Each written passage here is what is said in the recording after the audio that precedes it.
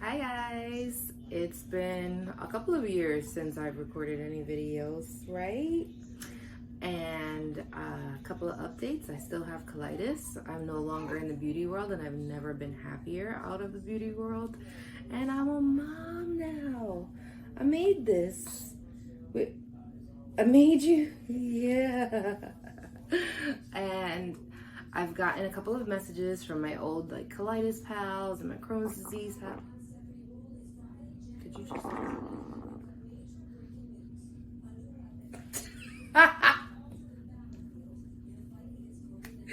Yeah, I'm gonna let you finish. I'm gonna let you finish that. It's so funny. So like I was saying, I've been talking to a lot of women who have Crohn's and ulcerative colitis and were concerned about being pregnant or having a baby, and I thought I'd just share my labor and delivery story at least. I gave birth on Thanksgiving, so right there it's just like that's where we started. The day before I had a dermatologist appointment and a sonogram appointment, and I went to the dermatologist perfectly fine, everything was fine. Then I go to my sonogram and I was waiting for maybe 4 hours. I took the day off of work and everything. It was insane, but I guess because it was Thanksgiving week, they try to condense everybody into like the same day just to make sure everyone was seen. And there are a lot of pregnant women during a pandemic, let me tell you. So I got fed up. I was pregnant, I was big, I was tired, and I was like, listen, can I come tomorrow super early? Can we figure this out? And the front desk girl was like, I get it, no problem. Set me up for the appointment the next day. So this is Wednesday. It's like 8 a.m. I'm in this office and I'm waiting, and it was like another hour wait. And I was like, here we go. Not again. I'm gonna have to fight someone. So I go to the front desk. She's like, oh no, they're gonna call you. No worries, blah, blah, blah. All right, we'll see. The nurse finally comes out to get me. I go into the room with the sonogram tech. We do everything. And then all of a sudden she's like, I'm gonna go get the doctor. And all my sonograms for the whole 9 months, I had never had a doctor come in. I never needed it to. So I already knew something was up. And she was like, oh, the resident's just gonna look around, blah, blah, blah, do you mind? And I watch Grey's Anatomy. I'm cool with teaching hospitals and stuff. So I was like, listen, girl, do what you gotta do. Look at the baby, he got a big head, as you can see. And the doctor comes back in and she's like, all right, so you have low amniotic fluid and the baby isn't growing as well as we would like him to be inside the womb. So you're gonna give birth today. Hold on. I'm working from home. I have a turkey in the oven. I can't give birth today. Tomorrow's Thanksgiving. She's like, I don't care. We're putting you in a wheelchair and we're sending you down to L&D. Cool. I call my husband and I'm like, hey babe, today's the day. He's getting ready for work. He has no idea what's happening. And I told him to pack his bag and he hadn't packed his bag yet, but he knew what he wanted to pack. So I let him rock. Fine. He went to work because I was like, listen, they're going to induce me. This is going to take hours. So he went to work. Your dad went to work that day. So I message everybody and I tell them it's about to go down. And we're getting ready. And the nurse, the delivery nurse, she was amazing. She was like the sweetest person ever. And she was like, I get it. This was last minute. So do whatever you got to do. And we actually got my mom to come upstairs. And I'm not going to tell you what hospital. And I'm not going to tell you the nurse's name because she looked out. So whatever, that happened. We got really lucky with that because my mom was waiting downstairs to take me home from my sonogram. Mom went, got me a sandwich, got me whatever, and then came upstairs, and that's when it all started. I changed into my hospital gown. I was in a beautiful room. I think I have videos of it. Probably. I'll show you here if I do. Nah, can we talk about this room though? Hello? Hello? Oh my god, he's gonna be in there. Okay, wait. I gotta change and stuff, but I look at it, we got a little balcony. Big beautiful room, so exciting, with my mom, and the induction part starts. They're like, okay, we're gonna induce you, and it sucked. They put the Pitocin through the IV line, so that started getting everything kicked up. But then what people don't usually tell you is they put a balloon in you, right? And they like shove this balloon in you, or they like put it in, and the doctor's like, it's gonna be fine. And she's in there like, woo, like inside of you, and puts it in, and then they pump it up to like widen out your cervix, and it hurts. Like, this is before any drugs, this is before anything, and I got this damn balloon in me. And also they did this in front of my mom, so my mom saw bits of me that she hasn't seen in like 30 years, maybe. I don't even know, maybe less than 30 years. I gotta give myself some credit.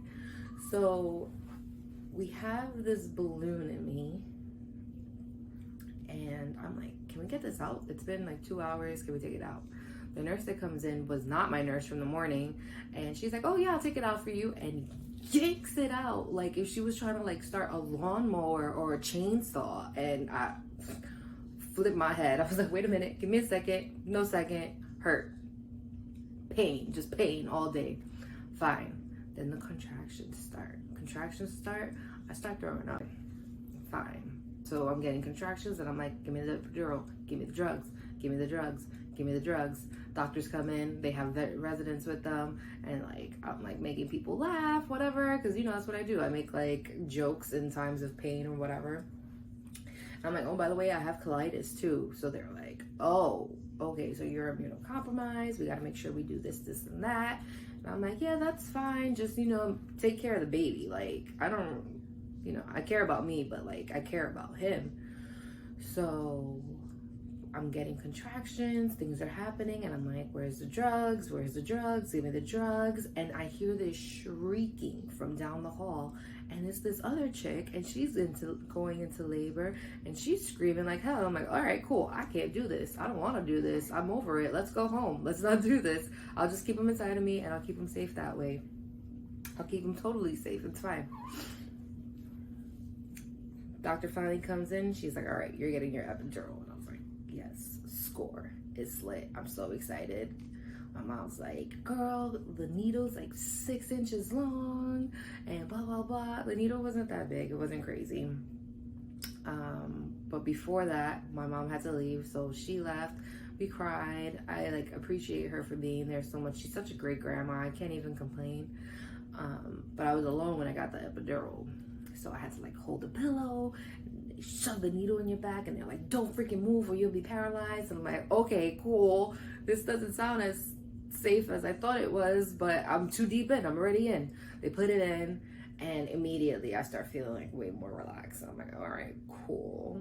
By the way, I'm not a doctor, and I'm not like your local street pharmacist, so don't do drugs. I don't know, but it felt great.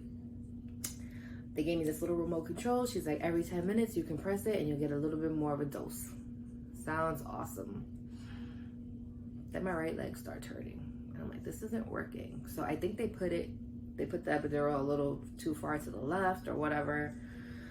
Fine, I was getting pains, I was getting contractions. So they gave me like a little bit more anesthesia. And then finally Stephanie walks in. This is like around like 6 p.m. It's already dark. Things are already happening. I'm a little drugged. It brings me some water. I'm still vomiting. Things are happening. I can't eat now because of the induction. And when you're in labor, you can't eat. Fine, whatever.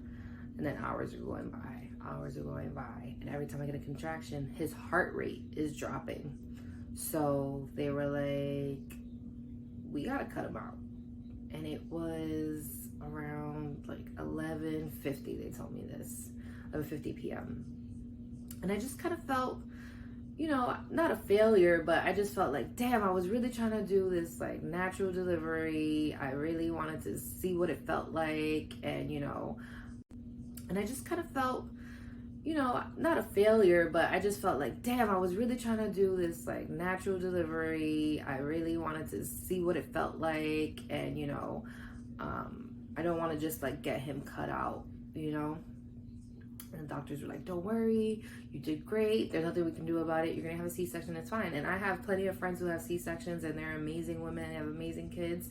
And I'm like, I think I just kind of wanted to just like feel it, you know. Even though I had the epidural, I just kind of wanted to see what it was like to do that whole like pushing and, you know, whatever. Couldn't do it. They start drugging me for the C-section. When I tell you that was a ride, that was a ride. So the anesthesiologist, I let him know that previously for endoscopies and colonoscopies for my ulcerative colitis, I've woken up before because I'm not small. I'm large, you know, large and in charge. Amazon. I'm pretty, hefty. So you need to like give me a good dose of anesthesia. Fine, he gives me that dose and I'm loopy. I'm like, all right, cool. This is how I'm gonna meet my son drugged. Fine, they put up the little curtain thing and they start like getting things happening and Stefan's still not in the room. And I'm like, yo, what's going on? Finally, they start doing things, which I couldn't even feel. And he walks in the room and I'm like, all right, cool. He's here, I can fall asleep. He'll wake me up when the baby's here. So he's there and I'm falling asleep and he's like tapping my head and like, hey. So finally I wake up and I'm like, hey guys, when are you gonna get started? And then I hear him crying. I hear my stinky boy crying and I'm like, he's here. And I'm trying to like yell out to him like, hey, it's me, it's your mommy, remember me? He don't care. He just came into this world. I don't know why I thought it was about me, but whatever. We could like see him like around the curtain and we saw things that were happening and they showed him to us and then they cleaned him off and they gave him to Stefan and the first thing I saw was his big old guenepas. This boy's guenepas were right in my face and I was like, whoa, those are large, get them out, it's a boy. So when they moved me from the surgical table to the transportation bed, I was so drugged that the doctor said, the first thing I said was, wee! And they almost dropped me because they started laughing. But, you know, I'm not a drugs person, so that stuff hit me hard and I was riding that wave. They had taken me to recovery and I couldn't move my legs, but we did immediate skin to skin and he was a hungry hippo and immediately went for the boob and latch. Thank goodness. I have no complaints about that. We did some skin to skin and then Dada did some skin to skin and I couldn't go upstairs until I finally moved my legs. Not even realizing it was Thanksgiving already and we had this beautiful baby turkey with my beautiful real turkey at home that when we got back home was rotten for, I can't even tell you, I can't even describe that smell.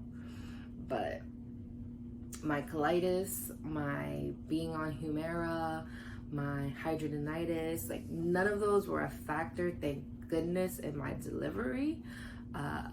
They definitely were a factor in my pregnancy, but that's a whole nother video, I'm sure. But for my labor and delivery, it was super smooth, thank goodness, and colitis really didn't rear its ugly head. I got really lucky. And I would love to hear other people's stories of labor and delivery.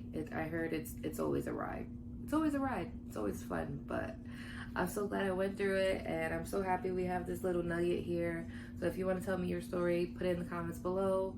Make sure you subscribe. I promise I'm going to keep making videos. I will not go on a year's hiatus anymore. Like, do what you got to do. Be in contact with me for whatever. I'm home. It's a pandemic pregnancy, so what else is there to do? We love you guys for watching. I know that you could be doing anything else in the world right now, but you're here with us, so we appreciate you. Bye.